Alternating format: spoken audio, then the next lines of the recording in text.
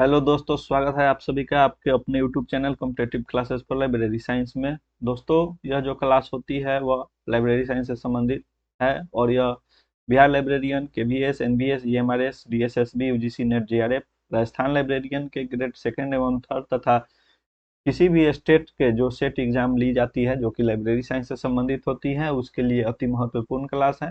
दोस्तों, जैसा कि लेटेस्ट न्यूज के हिसाब से आप सभी को जहां तक जानकारी होगी अथवा नहीं होगी तो मैं बता देना चाहता हूं कि डीएसएसबी में लगभग 20,000 सीटों को भरने जा रही है और उसमें टीचिंग और नॉन टीचिंग दोनों प्रकार की पोस्टें होगी, जिसमें कि जिसकी नोटिफिकेशन जल्द जारी की जाएगी। वैसे ही ईएमआरएस की हाल ही में प्रिंसिपल्स द्वारा एक बैठक का आयोजन किया गया था जिसमें रिक्ति से संबंधित जानकारी पूछी गई थी और जल्द ही ईएमआरएस में भी आप सभी को लाइब्रेरी साइंस की वैकेंसी देखने को मिलेगी। तो दोस्तों, आपके स्क्रीन पे एक क्यूआर कोड दिया गया है। उस क्यूआर कोड के माध्यम से आप हमारे टेलीग्राम चैनल से जुड़ सकते हैं और व्हाट्सएप ग्रुप से भी जुड़ सकते हैं, जिसपे आपको लेटेस्ट जो भी वैकेंसी होती है उसकी जानकारी आपको उपलब्ध कराई जाती है। क्लास की पीडीएफ एवं अन्य सामग्री जो कि लाइब्रेरी साइंस की प्रतियोगिता परीक्षाओं के लिए अति महत्वपूर्ण होती है वह उपलब्ध कराई जाती है आप सभी को।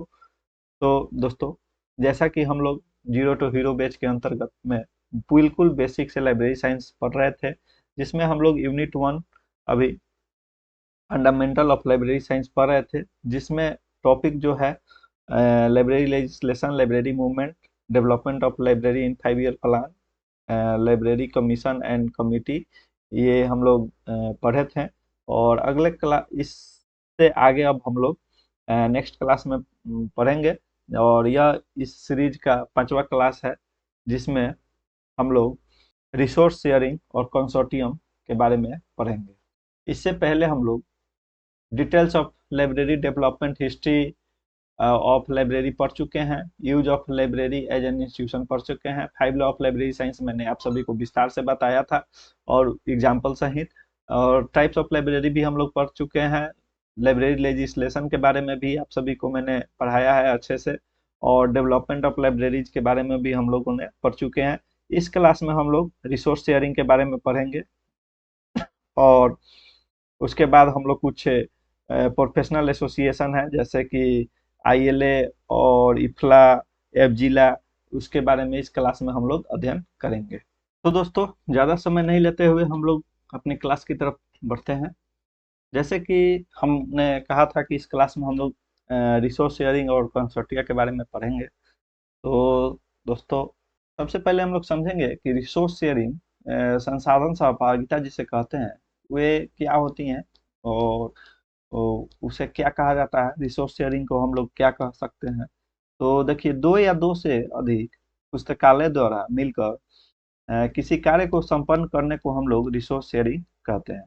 यानी दो या दो से अधिक पुस्तकालय, 2 या 3 पुस्तकालय, 4 पुस्तकालय जो होते हैं, एक दूसरे को अपनी जो पुस्तकें होती हैं उनके पास जो स्टोर होती हैं, जो भी संसाधन होती हैं, पाठ्य सामग्री होती है, उसे एक दूसरे के साथ शेयर करते हैं। इसे ही हम लोग संसाधन सहभागिता के नाम से जानते हैं, जिसे हम लोग रिसोर्स शेयरिंग कहते हैं।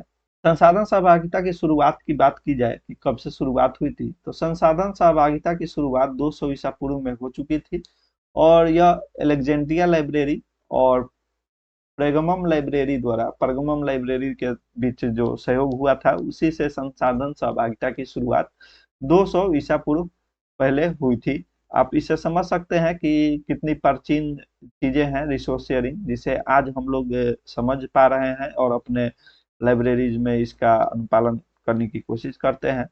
प्राचीन काल में अगर बिहार की बात करें, हमारे इंडिया में, तो बिहार के जो नालंदा यूनिवर्सिटी और विक्रमशिला यूनिवर्सिटी हुआ करती थी, जिसमें बहुत सारे बौद्ध भिक्षु और बाहर बाहर से स्कॉलर पढ़ाई करने के लिए आते थे, वहाँ भी रिसोर्स शेयरिंग के साक्ष्य प्राप्त हुए हैं।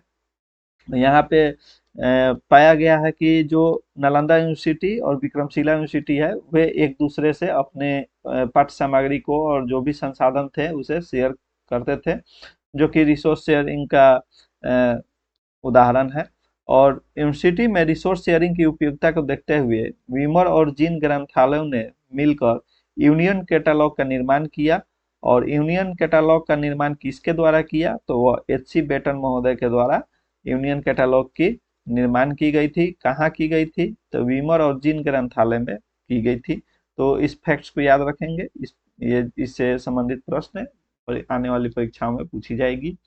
इस प्रकार से ग्रंथालयों के बीच संसाधन सहभागिता की शुरुआत हुई और 1971 में यूनिसिस्ट का निर्माण हुआ। जैसा कि मैंने पहले बताया कि प्राचीन काल में भी नालंदा यूनिवर्सिटी, विक्रमशिला यूनिवर्सिटी द्वारा रिसोर्स शेयरिंग का कार्य होता था। सर्वप्रथम 200 ईसा पूर्व में अलेक्जेंड्रिया लाइब्रेरी और परगमम लाइब्रेरी के बीच सहयोग से संसाधन सहभागिता के साक्ष्य मिले हैं और एच.सी. बेटन द्वारा यूनियन कैटलॉग का निर्माण किया गया। यूनियन कैटलॉग की बात करें कि क्या होती है, तो इसमें क्या होता है कि दो या दो से अधिक जो लाइब्रेरी होते हैं वो मिलकर जो पाठ्य सामग्री होती है, जो पाठ्य पुस्तकें होती है, जो पीरियोडिकल होती है, उसके लिए मिलकर एक संयुक्त रूप से जो कैटलॉग का निर्माण किया जाता है उसे ही हम लोग यूनियन कैटलॉग कहते हैं। और यूनियन कैटलॉग का जो निर्माण करने का श्रेय है वह एच.सी. बेटन महोदय को है। पूछा जाएगा कि कहाँ से शुरुआत हुई इसकी, तो वीमर और जिन नामक ग्रंथालय थे, वहीं से शुरुआत हुई थी इसकी। संसाधन सहभागिता के क्षेत्र कौन कौन से हो सकते हैं, ये कुछ महत्वपूर्ण फैक्ट्स हैं जिसे आप सभी याद रखेंगे। तो संसाधन सहभागिता यानी रिसोर्स शेयरिंग हम किन किन क्षेत्रों में कर सकते हैं, तो सर्वप्रथम तो पाठ्य सामग्री के क्षेत्र में संसाधन सहभागिता हम लोग कर सकते हैं। पाठ्य सामग्री के क्षेत्रों में संसाधन सहभागिता होती है। मानव संसाधन कर्मचारियों के क्षेत्रों में संसाधन सहभागिता होती है। और तकनीकों के क्षेत्र में जैसे कोई भी टेक्नोलॉजी, कोई यूनिवर्सिटी है या पब्लिक लाइब्रेरी है, उसे अपने पुस्तकालय में उसका इस्तेमाल करती है तो दूसरे पुस्तकालय को भी अपनी तरफ से मदद कर सकती है, यह संसाधन सहभागिता के अंतर्गत आती है। सेमिनार और सम्मेलन के आयोजन, दो या दो से अधिक पुस्तकालय जो होते हैं मिलकर या यूनिवर्सिटी सम्मेलन का आयोजन करते हैं, पुस्तक खरीद कर सकते हैं, कंसोर्टिया का निर्माण करते हैं और नेटवर्क के बनाने का, नेटवर्क के विकास में तथा संयुक्त रूप से प्रचार आदि के लिए रिसोर्स शेयरिंग का प्रयोग किया जाता है। तो ये कुछ महत्वपूर्ण कीवर्ड्स थे। अब हम लोग बात करेंगे, अभी हम लोगों ने रिसोर्स शेयरिंग की बात की और अब हम लोग बात करेंगे लाइब्रेरी नेटवर्क क्या होती है। तो लाइब्रेरी नेटवर्क हम उसे कहते हैं जब कंप्यूटर के माध्यम से दो या दो से अधिक परस्पर मिले हुए पुस्तकालय को लाइब्रेरी नेटवर्क कहते हैं। अर्थात हम कह सकते हैं कि जैसे दो यूनिवर्सिटीज है, तीन यूनिवर्सिटीज है या दो पब्लिक लाइब्रेरीज हैं या उससे अधिक पब्लिक लाइब्रेरीज हैं, वह कंप्यूटर के माध्यम से एक दूसरे को जो रिसोर्स का आदान प्रदान करते हैं वह लाइब्रेरी नेटवर्क के अंतर्गत में आती है। फिर हम लोग बात करेंगे कि 1985 ईस्वी में नेपलिस की स्थापना हुई थी और 1986 में इसकी रिपोर्ट पेश की गई थी। इस रिपोर्ट में जो है वह सूचना और पुस्तकालय जिसे इंफॉर्मेशन एंड लाइब्रेरी नेटवर्क बनाने पर जोर दिया गया था सर्वप्रथम। 1988 ईस्वी में बात करें तो इंडियन इंटरनेशनल सेंटर द्वारा नई दिल्ली में संसाधन सहभागिता पर नेटवर्किंग पर एक सम्मेलन का आयोजन किया गया था, जिसके परिणाम स्वरूप 1988 में डेलनेट की स्थापना हुई थी। तो डेलनेट की स्थापना कब हुई थी, तो 1988 ईस्वी में हुई थी। किसके द्वारा हुआ था, तो इंडियन इंटरनेशनल सेंटर द्वारा हुआ था। तो ये कुछ फैक्ट्स हैं जो रिसोर्स शेयरिंग से संबंधित है। मैंने आप सभी को बहुत अच्छे तरीके से बताया कि आखिरकार रिसोर्स शेयरिंग क्या होती है, लाइब्रेरी नेटवर्क क्या होता है। डेलनेट की स्थापना 1988 में हुई थी। यह एक रिसोर्स शेयरिंग के लिए या लाइब्रेरी का नेटवर्क स्थापित करने के लिए सबसे पहला कदम था जो कि भारत में लिया गया था। और डेलनेट की स्थापना 1988 ईस्वी में हुई थी। इंडियन इंटरनेशनल सेंटर द्वारा जो है संसाधन सहभागिता के नेटवर्किंग पर एक सम्मेलन का आयोजन किया गया था, उसी के परिणाम स्वरूप इसकी स्थापना हुई थी। नेक्स्ट हम लोग देखेंगे कंसोर्टिया। कंसोर्टिया के बारे में पढ़ेंगे। कंसोर्टिया क्या होती है, रिसोर्स शेयरिंग पढ़े हम लोगों ने, लाइब्रेरी नेटवर्क हम लोगों ने पढ़ा कि क्या होती है। अब हम लोग कंसोर्टिया के बारे में पढ़ेंगे। तो कंसोर्टियम के माध्यम से जो होती है वह दो संस्था द्वारा आपसी लक्ष्य को पूरा किया जाता है। कंसोर्टिया संसाधन सहभागिता का नवीनतम रूप है। जैसे कि संसाधन सहभागिता पहले भी हुआ करती थी, तो कंसोर्टिया जो होती है वह संसाधन सहभागिता जो रिसोर्स शेयरिंग हम लोगों ने पढ़ा उसका नवीनतम रूप होता है। इसमें हम लोग डिजिटल आदान प्रदान को भी लेते हैं।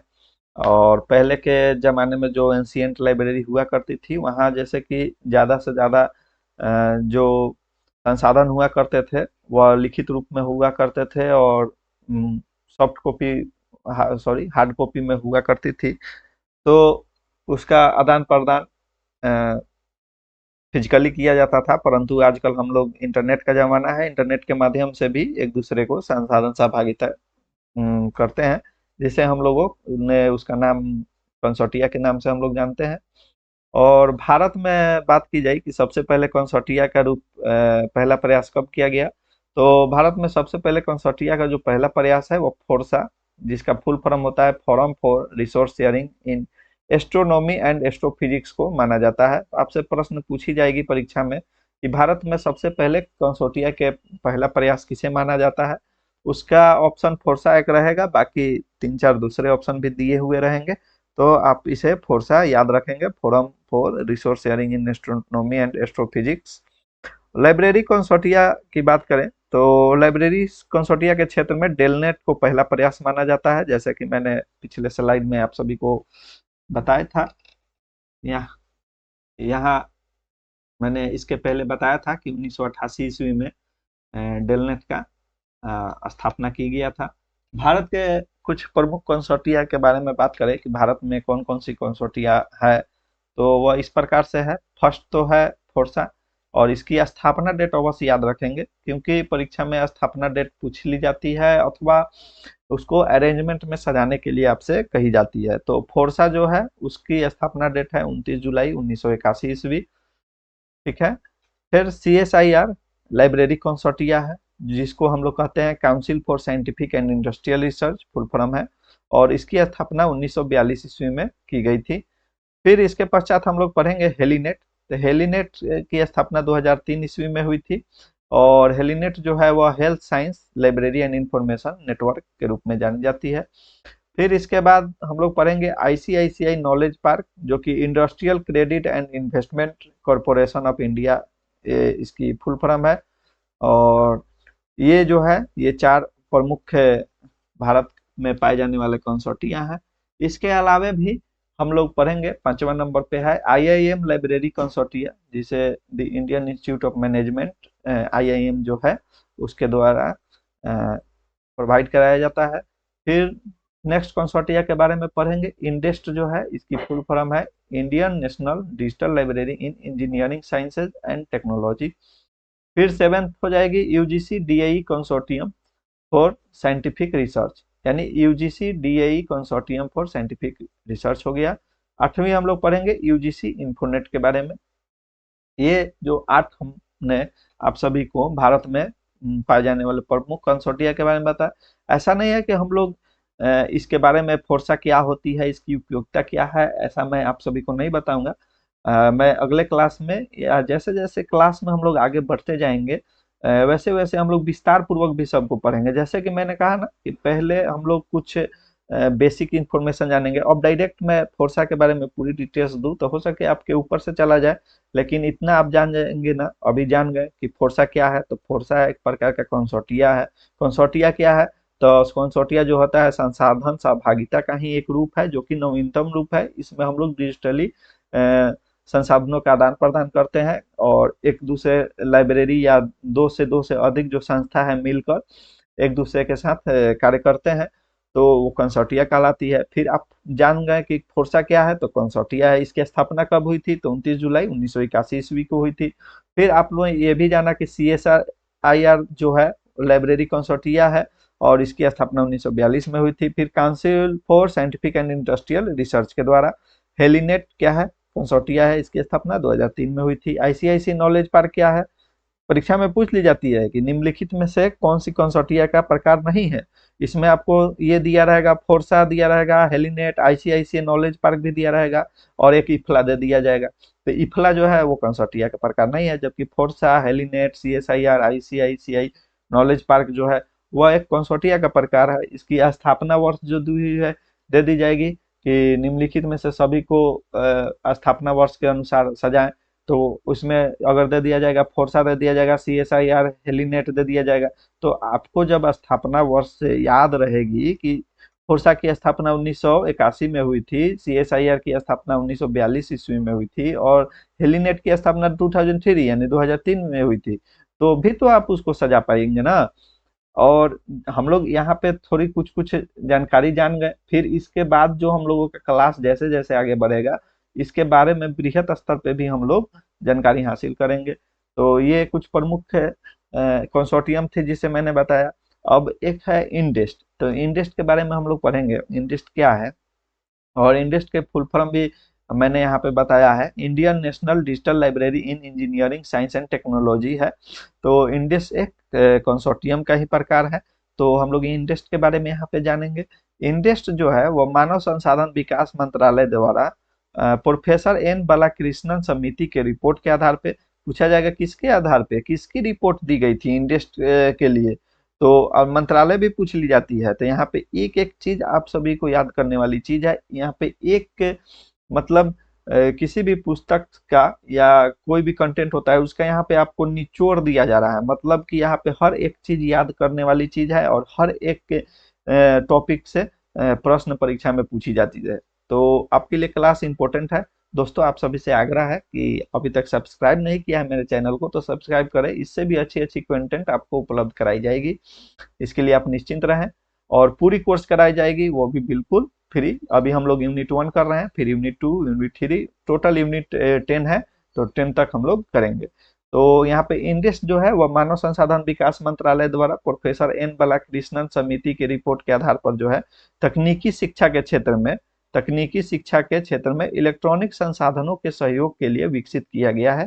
पूछ लिया जाएगा कि इंडेस्ट का भी किस लिए विकसित किया गया है, तो तकनीकी शिक्षा के लिए, क्योंकि उसमें दे देगा सोशल साइंस शिक्षा, तकनीकी शिक्षा, मेडिकल शिक्षा, मेडिकल एजुकेशन जिसको इंग्लिश में कहेंगे। तो आपको बतानी होगी ना कि इंडेस्ट की जो स्थापना की गई थी वह मुख्यतः तकनीकी शिक्षा के क्षेत्र के लिए किया गया था। किसके द्वारा किया गया था, तो एन बालाकृष्णन समिति के रिपोर्ट के आधार पर किया गया था। ठीक है। और इसकी मुख्यालय पूछी जाए कि इंडेस्ट की मुख्यालय कहाँ है, तो इंडेस्ट का मुख्यालय जो है वो आईआईटी दिल्ली के कैंपस में स्थित है। तो आशा करता हूँ कि आप सभी इतना चीज समझ गए होंगे। फिर यूजीसी इंफोनेट डिजिटल लाइब्रेरी कंसोर्टियम की बात करें तो इसकी स्थापना 2002 ईस्वी में हुई थी। और इसकी जो 2003 में डॉक्टर एपीजे अब्दुल कलाम जो हमारे उस समय राष्ट्रपति हुआ करते थे, इन्हीं के द्वारा लॉन्च किया गया था। इन्हें मिसाइल मैन के रूप से में जाना जाता है। और इसका जो मुख्य उद्देश्य है वह शिक्षण, अध्ययन और शोध आवश्यकता को सहायता प्रदान करने के लिए किया जाता है। ठीक है।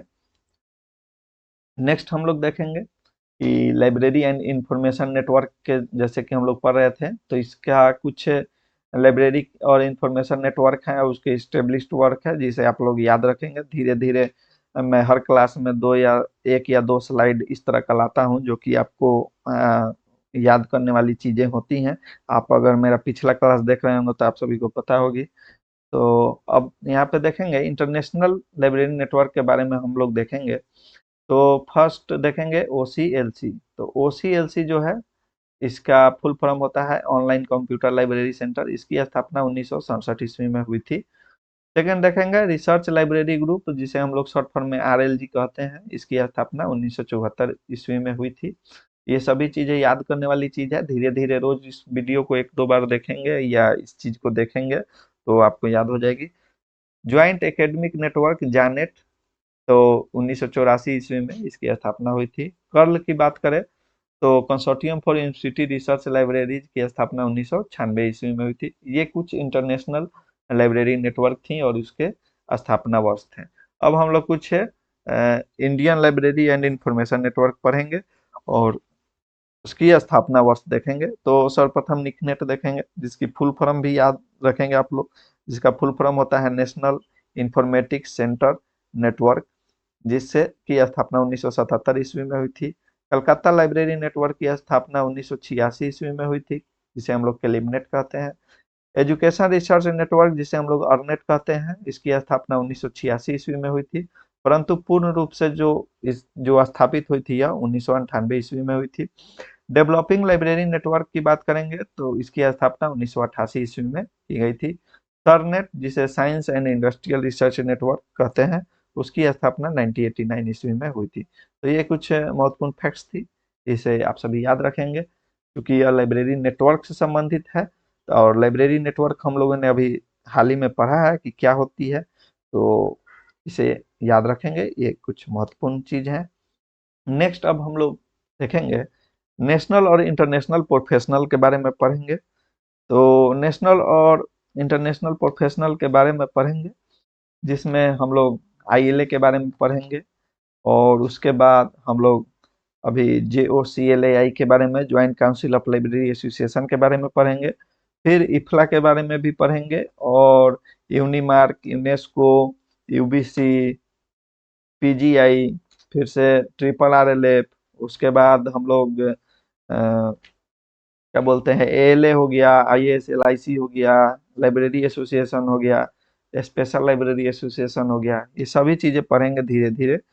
तत्काल इस क्लास में हम लोग अभी ILA का अध्ययन करेंगे, और एफजिला और joint council of Library association, जिसे JOCLAI कहते हैं, उसके बारे में हम लोग पढ़ेंगे। तो नेशनल और इंटरनेशनल प्रोफेशन में सबसे पहले इंडियन लाइब्रेरी एसोसिएशन, जो कि हमारे भारत की एक महत्वपूर्ण लाइब्रेरी एसोसिएशन है, संघ है एक प्रकार का। तो आईएलए की जो स्थापना है वह 12 सितंबर 1933 में की गई थी, और इसके तत्कालीन कार्यालय कहाँ है, तो कोलकाता में है, इसे याद रखेंगे आप लोग। आईएलए की चेयरमैन, आईएलए की स्थापना जो हुई थी वह first all India library conference के सम्मेलन से हुआ था, जिसके चेयरमैन सी वुलनर हुआ करते थे। तो इस नाम को याद रखिएगा, सी वुलनर महोदय चेयरमैन थे first all India library conference के, और 12 सितंबर 1933 ईस्वी को आईएलए की स्थापना हुई थी। अब पूछा जाए आईएलए का मुख्यालय कहाँ है, तो आईएलए का मुख्यालय कोलकाता में थी। और देखिए आईएलए का मुख्यालय जो है वह भिन्न भिन्न समय में चेंज भी हुआ है। तो इस चीज को याद रखेंगे आप सभी कि आईएलए का जो सर्वप्रथम मुख्यालय था वह 1933 में कोलकाता में था, परंतु फिर इसका मुख्यालय जो है 1946 ईस्वी में दिल्ली हस्तांतरित कर दिया गया था, स्थानांतरित। और 1953 ईस्वी में पुनः 1946 से 1953 कोलकाता में लाया गया, और कोलकाता से 1964 ईस्वी में दिल्ली स्थानांतरित कर दिया गया, जिसे दिल्ली पब्लिक लाइब्रेरी में थी। और 1982 जो है जो दिल्ली पब्लिक लाइब्रेरी में अवस्थित है, इसकी जो हेडक्वार्टर है, और अभी तक वर्तमान में यहीं पे अवस्थित है। तो इसमें तो सर्वप्रथम आप सभी याद रखेंगे आईएलए के हेडक्वार्टर के बारे में। तो आईएलए के हेडक्वार्टर की बात करें तो ऐसे आप लोग याद रखेंगे कि 1933 ईस्वी में कहाँ पे थी इसकी हेडक्वार्टर, तो कोलकाता में थी। 1933 के बाद 1946 ईस्वी में इसकी हेडक्वार्टर को चेंज करके दिल्ली लाया गया, और फिर 1946 के बाद पुनः 1953 ईस्वी में 1953 ईस्वी में कहाँ लाया गया, कोलकाता में इसकी हेडक्वार्टर बनाया गया। और 1953 के पश्चात 1964 ईस्वी में दिल्ली दिल्ली की बात करें तो यहाँ पे इसका हेडक्वार्टर लाया गया। और 1982 ईस्वी में पूछा जाएगा कि आईएलए की सबसे अंतिम जो बार है वह मुख्यालय कब परिवर्तित की गई थी, तो 1982 ईस्वी 1982, जो कि नई दिल्ली में अभी अवस्थित है, और वर्तमान में भी अभी आईएलए की जो मुख्यालय है वह यहीं पे अवस्थित है। ठीक है, अब आईएलए से फैक्ट्स के बारे में जाने तो इंडियन लाइब्रेरी एसोसिएशन के जो प्रथम सचिव थे वह KM असदुल्ला थे, और प्रथम अध्यक्ष जो थे वो डॉक्टर एमओ थॉमस थे। इससे पहले यूजीसी नेट की परीक्षा में अथवा कई विभिन्न प्रतियोगिता परीक्षाओं में ये प्रश्न पूछा गया है, और इस प्रश्न में बच्चे जो हैं वह कंफ्यूज हो जाते हैं कि प्रथम सचिव कौन थे और प्रथम अध्यक्ष कौन थे। तो याद रखिएगा कि जो सचिव थे वो KM असदुल्ला खान जी थे, और जो प्रथम अध्यक्ष थे यानी प्रेसिडेंट जो थे वह डॉक्टर एमओ थॉमस थे। और इसमें मुझे लगता है कि कंफ्यूजन नहीं होनी चाहिए। और जो आईएलए के अभी वर्तमान प्रेसिडेंट जो हैं वह डॉक्टर मोहन राम बाबू खरदे हैं। नेक्स्ट अब हम लोग देखेंगे कि आखिरकार आईएलए की जो स्थापना हुई थी उसके प्रमुख कार्य और उद्देश्य क्या होते हैं। तो फर्स्ट उसके जो है ग्रंथालय एवं सूचना सेवाओं में सुधार के लिए प्रयास करना, यह आईएलए की स्थापना करने का उद्देश्य है। और देश में ग्रंथालय आंदोलन की गति प्रदान करना, यहाँ मिस टाइपिंग है, करना, और ग्रंथालय अधिनियम पारित करवाना, यह आईएलए का प्रमुख कार्य और उद्देश्य भी होता है। लाइब्रेरी साइंस की शिक्षा और प्रशिक्षण के विकास में सहयोग करना। Library and information science, informative science हो जाएगा, के शोध को बढ़ावा देना। राज्य और ऑन लाइब्रेरी एसोसिएशन को संघों को अपने साथ मिलाना। सेमिनार का आयोजन करना, अयोग्य नहीं होगा, यहाँ आयोजन होगा। सेमिनार का आयोजन करना, पुस्तकालय हेतु मानक एवं स्तर का निर्धारण करना तथा मार्गदर्शन प्रदान करना। तो ये सभी जो चीजें हैं वह आईएलए के प्रमुख कार्य और उद्देश्य के अंतर्गत आती हैं। आईएलए की जो सामान्य परिषद है उसमें एक अध्यक्ष होता है, 6 उपाध्यक्ष होता है, एक सामान्य सचिव और 20 काउंसिल सदस्य 2 वर्ष के लिए चुने जाते हैं। तो ये फैक्ट्स है, इसे याद रखेंगे आप सभी। क्या रखेंगे तो पूछी जाएगी कि आईएलए की जो सामान्य परिषद होती है उसमें कितने अध्यक्ष होते हैं, तो एक अध्यक्ष होते हैं, 6 उपाध्यक्ष होते हैं, एक सामान्य सचिव होती है और 20 काउंसिल सदस्य होते हैं। कितने वर्षों के लिए चुनी जाती हैं, तो 2 वर्षों के लिए चुना जाता है। विभिन्न क्षेत्रों के व्यवसायिक कार्यों की देखभाल के लिए एक 11 सेक्शनल कमेटी होती है। तो विभिन्न क्षेत्रों के व्यवसायिक कार्यों की देखभाल के लिए आईएलए में कितनी सेक्शनल कमेटी होती है, अगर परीक्षा में पूछी जाए तो 11 सेक्शनल कमेटी होती है, इसे आप लोग याद रखेंगे। वर्ष में इसकी एक बार बैठक होती है। और आईएलए की कार्यकलाप के बारे में अब हम लोग पढ़ेंगे। तो आईएलए की जो कार्यकलाप, क्या क्या कार्यकलाप होती हैं, तो उसे हम लोग देखेंगे। तो फर्स्ट तो है कि बैठक करना, उसके कार्यकलाप के अंतर्गत आती है। और बैठक कब होती है, तो इसे याद रखेंगे आप लोग कि प्रत्येक वर्ष में नवंबर के महीने में या इसी के सप्ताह में, नवंबर के किसी भी एक सप्ताह में आईएलए की बैठक होती है। इसका द्वितीय जो कार्य है वह प्रकाशन करना है। और प्रकाशन के अंतर्गत में जो है वह एफजीला का प्रकाशन करता है। एफजीला का फुल फॉर्म हो गया एनल्स, बुलेटिन और ग्रंथालय, यानी कि एनल्स का भी, बुलेटिन का भी और ग्रंथालय का प्रकाशन 3 खंडों में 1949 ईस्वी से लेकर 1953 ईस्वी के बीच में आईएलए द्वारा आईएलए बुलेटिन का भी प्रकाशन किया के मासिक रूप में किया जाता है। यानी कि एफजीला का प्रकाशन 1949 से 1953 के बीच में 3 खंडों में एनल्स, बुलेटिन और ग्रंथालय के रूप में त्रैमासिक के रूप में इसका प्रकाशन किया जाता है। फिर व्यवसायियों के लिए शिक्षा प्रबंध करना, यह आईएलए का प्रमुख उद्देश्य होता है।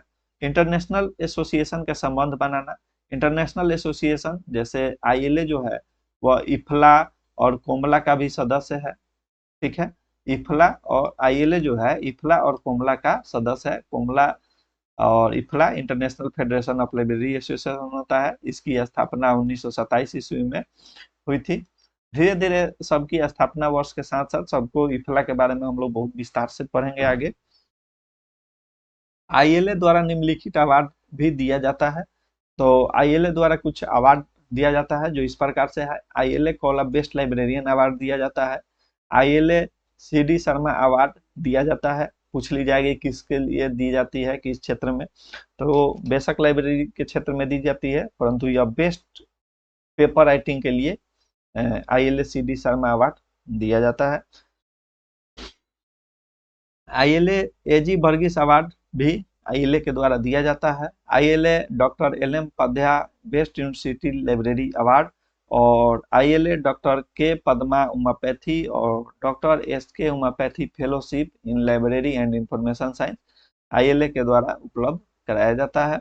आईएलए वेंदर नाइकी fellowship library and information professional and related agency भी के द्वारा या फेलोशिप आईएलए के द्वारा प्रदान किया जाता है। तो ये कुछ महत्वपूर्ण अवार्ड थे जो कि आईएलए के द्वारा में दिया जाता है। परीक्षा में इस में प्रश्न अगर पूछी जाए कि कैसे बनती है, तो पूछ देगा कि आईएलए एजी वर्गीस अवार्ड किस संघ द्वारा दिया जाता है। उसमें ऑप्शन रहेगा आईएलए, इफला, आईएएस एलआईसी, आईएएस, आईएटी एलआईएस, और 4 ऑप्शन कुछ भी दे देगा। आप सभी को याद रहेगी कि आईएलए के द्वारा ही एजी भर की सवाल दिया जाता है, तो आप सही करके आएंगे क्वेश्चन। तो ये सभी चीजें याद करने वाली चीजें हैं। आईएलए क्या है वो तो मैंने समझा दिया आप सभी को। इंडियन लाइब्रेरी एसोसिएशन है, उसकी स्थापना कब हुई थी।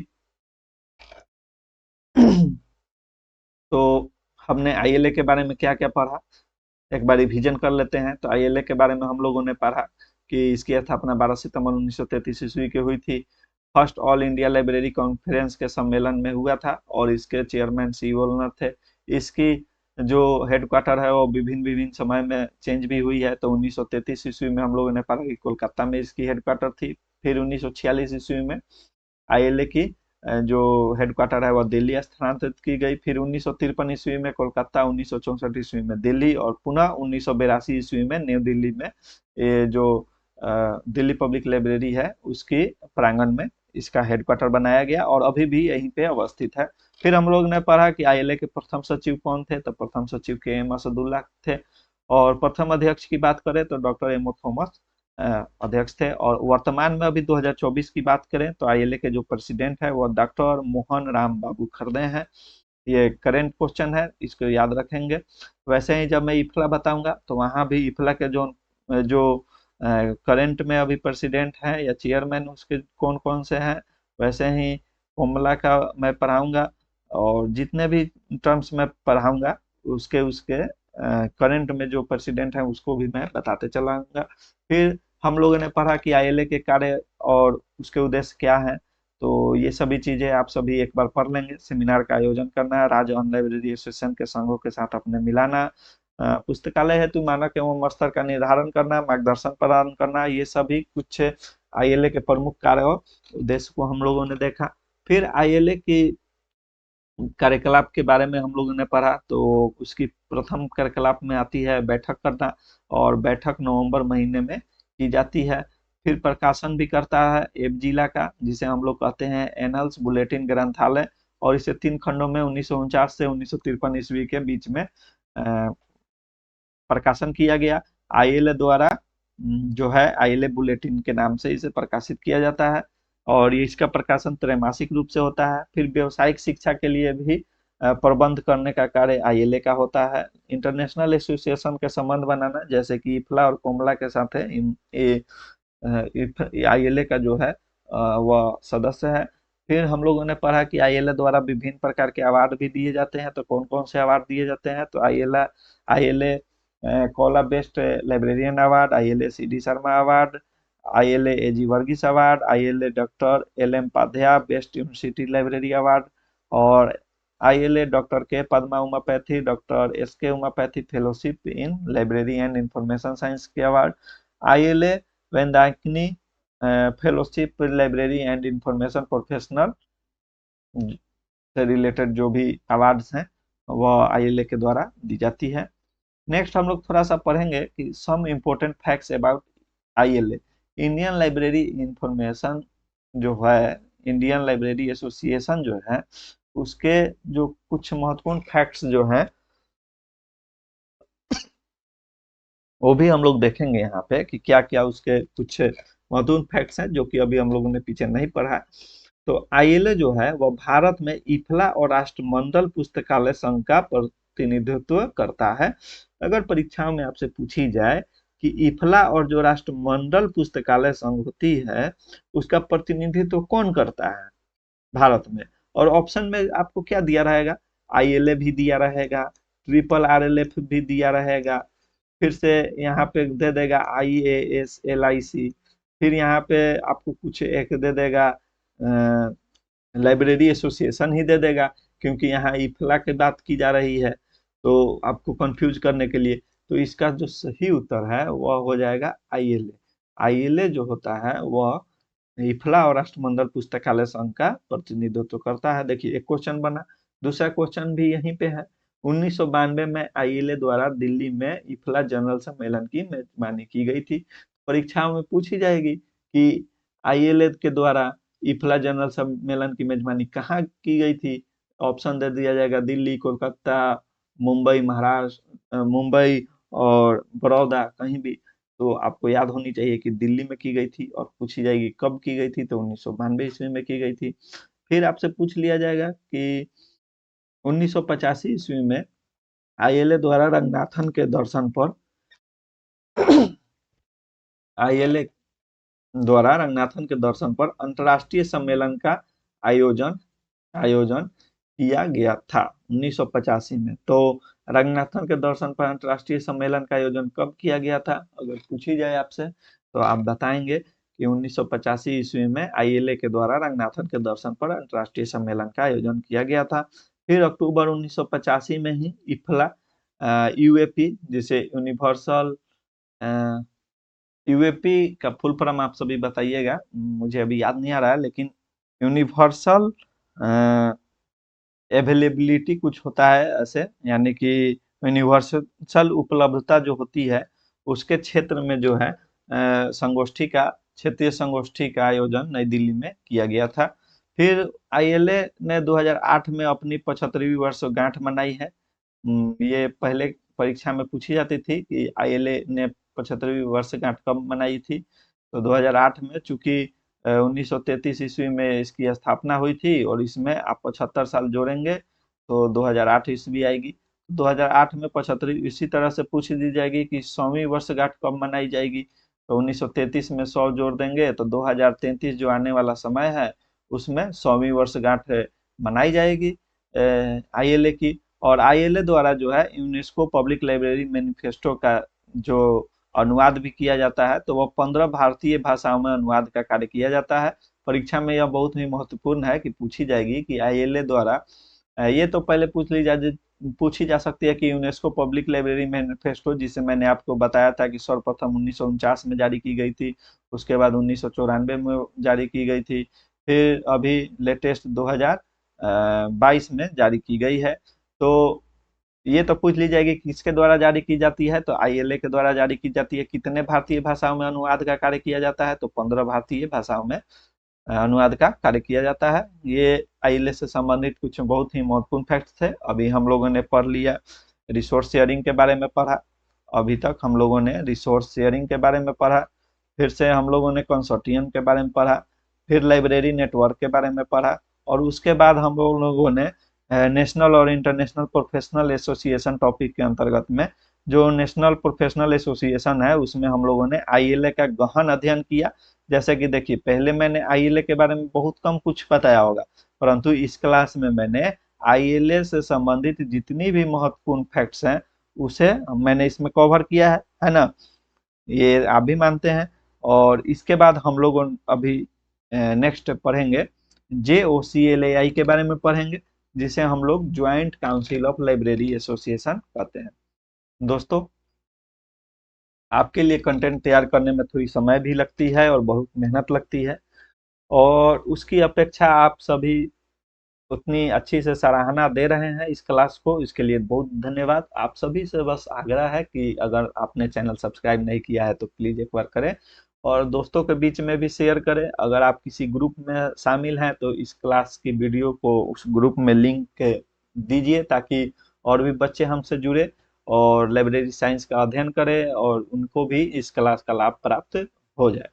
तो अब हम लोग पढ़ते हैं JOCLAI के बारे में, जिसे हम लोग कहते हैं joint council of Library association. सर्वप्रथम तो हम लोग पढ़ेंगे कि JOCLAI का गठन कब हुआ। तो JOCLAI का जो गठन है वह 1982 ईस्वी में किया गया था, और आईएलए द्वारा न्यू दिल्ली में की गई थी। इसकी स्थापना कहाँ की गई थी अगर पूछी जाए तो नई दिल्ली, याद रखेंगे, नई दिल्ली में इसका गठन किया गया था। इसके निर्माण के लिए 1980 ईस्वी में IASLIC द्वारा राष्ट्रीय संगोष्ठी का आयोजन नागपुर में किया गया था, जिसके सिफारिश के आधार पर JOCLAI का निर्माण हुआ है। यह जो 3 लाइन का जो आपके पास नोट्स है, इससे आपको 3-4 क्वेश्चन पूछ ली जाएगी। किसके द्वारा संगोष्ठी का आयोजन किया गया था, तो IASLIC के द्वारा संगोष्ठी का आयोजन किया गया था। कहाँ आयोजन किया गया था, तो नागपुर में। JOCLAI का गठन कब हुआ था, तो 1982 में। JOCLAI का गठन में निर्माण करने में किसकी भूमिका रही है, तो IASLIC की भूमिका रही है कि नहीं। इतनी चीजें आप 3 लाइन में समझ रहे हैं, तो इस 3 लाइन को कम से कम एक पूरा पेज कहीं किसी पुस्तक में आप पढ़िएगा, 1.5 पेज 2 पेज पढ़िएगा, तो आपको इतना सारा इंफॉर्मेशन मिलेगा। और इतना कम मतलब इसको कंप्रेस करके बहुत सारे इंफॉर्मेशन को एक जगह मैंने संकलन किया है। ठीक है। फिर नेक्स्ट हम लोग देखेंगे JOCLAI निर्माण का मुख्य कारण पुस्तकालय पेशेवर के सामान्य हितों के मामलों पर आपसी सहयोग और एकीकृत कार्रवाई करने के लिए की गई थी। JOCLAI में शामिल पुस्तकालय संघ जैसे कि ILA है, IASLIC है, IATLIS है, और इस प्रकार के बहुत सारे जो पुस्तकालय संघ है वो JOCLAI में सम्मिलित है। और JOCLAI की बैठक भी होती है। तो IASLIC और ILA की जब राष्ट्रीय बैठक होती है उसी के दौरान JOCLAI, जिसे हम लोग joint council of Library association कहते हैं, उसका संयुक्त रूप से बैठक होती है। JOCLAI जैसे कि आप यहाँ पे टॉपिक से ही जानते होंगे, joint council of Library association, यानी कि 2 या 2 से अधिक या बहुत सारे जो लाइब्रेरी एसोसिएशन है उस सभी का जो एक जगह काउंसिल होता है और उसकी बैठक होती है, तो JOCLAI द्वारा किया जाता है। और JOCLAI का गठन कब हुआ था? तो 1982 ईस्वी में किया गया था। तो ये कुछ महत्वपूर्ण फैक्ट्स थी। आशा करता हूँ आप सभी समझ रहे होंगे। और तो दोस्तों इस क्लास में इतना ही। और नेक्स्ट जो क्लास होगी उसमें हम लोग जो है वह पढ़ेंगे इफ्ला के बारे में, हम लोग पढ़ेंगे यूनेस्को के बारे में, पढ़ेंगे यूनिसिस्ट के, यूनिमार्क के, और PGI जो क्या होती है उसके बारे में। फिर हम लोग ALA अमेरिकन लाइब्रेरी एसोसिएशन बाकी सभी टॉपिक्स को गहन अध्ययन हम लोग करेंगे। तो थैंक यू दोस्तों, thank you so much for watching, and please subscribe competitive classes for library science. और next class we can read यहाँ लिखा हुआ है। नेक्स्ट क्लास में हम लोग क्या क्या पढ़ेंगे? तो नेक्स्ट क्लास में जो है हम लोग इफ्ला का, जैसे इस क्लास में हम लोगों ने क्या क्या पढ़ा अभी तक, तो अभी तक हम लोगों ने पढ़ा रिसोर्स शेयरिंग, फिर हम लोगों ने कंसोर्टिया के बारे में पढ़ा, फिर हम लोगों ने पढ़ा लाइब्रेरी नेटवर्क के बारे में पढ़ा, फिर हम लोगों ने ILA के बारे में पढ़ा, और ILA के बारे में हम लोगों ने यहाँ पे गहन अध्ययन किया। इसकी बैठक कब होती है, इसकी स्थापना कब हुई थी, इसके क्या क्या कार्य हैं, सभी चीजें हम लोगों ने पढ़ा। इसके द्वारा कौन कौन सी अवार्ड दी जाती है ना। और ILA के बारे में हम लोगों ने पढ़ा JOCLAI, जिसे हम लोगों ने कहते हैं joint council of Library association. तो इतना टॉपिक्स जो है ये एक क्लास में हम लोगों ने कवर किया। नेक्स्ट क्लास हम लोग करेंगे तो मैं कोशिश करूंगा इफ्ला, यूनिमार्क, UBC, UNESCO, UNISIST, RRLF, IASLIC, IATLIS भी होता है एक, और ALA library association, Lisa library information science abstract जिसकी स्थापना 1969 में हुई थी, एसलिप एसोसिएशन ऑफ लाइब्रेरी नेटवर्क होती है, SLA जिसकी स्थापना 1909 ईस्वी में स्पेशल लाइब्रेरी एसोसिएशन होती है, और UGC जिसका गठन 1953 ईस्वी में हुआ था लेकिन कार्य 1956 ईस्वी से करना शुरू किया था, फिर FID है। तो सभी चीजों का हम लोग इफ्ला का स्थापना 1927 ईस्वी में हुई थी। यहाँ मैं थोड़ी थोड़ी चीजें बता रहा हूँ ना, वहाँ पे पूरी डिटेल से जिस तरह से ILA आप लोगों ने पढ़ा मुझसे, वैसे ही इन सभी टॉपिक्स को मैं कवर करूंगा। तो आप सभी से विनम्र आग्रह है कि मेरे इस चैनल को अवश्य सब्सक्राइब करें। क्लास आने में थोड़ी 1-2 दिन का समय लग जाता है क्योंकि कंटेंट तैयार करने में थोड़ा समय लगता है और मैं खुद ही कंटेंट तैयार करता हूँ। तो थैंक यू दोस्तों, और सब्सक्राइब करना ना भूलें। पुनः बताऊंगा आप सभी को कि QR कोड के माध्यम से आप हमारे टेलीग्राम चैनल से भी जुड़ सकते हैं, अथवा डिस्क्रिप्शन में लिंक दिया हुआ रहता है उसके भी माध्यम से आप हमारे व्हाट्सएप चैनल और टेलीग्राम चैनल से जुड़ सकते हैं। तो थैंक यू सो मच।